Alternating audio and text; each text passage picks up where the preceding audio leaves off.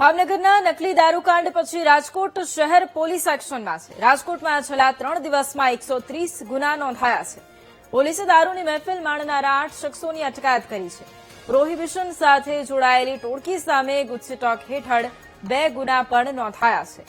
તો રાજકોટ શહેર પોલીસ પણ એક્શન મોડમાં છે અને 3 દિવસમાં જ 130 જેટલા ગુના પણ નોંધવામાં આવ્યા છે। 8 જેટલા શખ્સો કે જે દારૂની મહેફિલ માણતા હતા તેમની અટકાયત કરવામાં આવી છે। પ્રોહિબિશન સાથે જોડાયેલી ટોળકી સામે પણ ગુજસીટોક હેઠળ 2 ગુના નોંધાયા છે। છેલ્લા 3 દિવસમાં વાત કરીએ તો 8 દારૂ પીવાના અને 130 કરતા વધારે દેશી અને વિદેશી દારૂના કબજાના કેસીસ રાજકોટ શહેરમાં દાખલ થયા છે અને આ જે રેડ અને જે વારંવાર કાર્યવાહી કરવાની પ્રક્રિયા છે એ આવનાર દિવસોમાં પણ ચાલુ રહેવાની છે।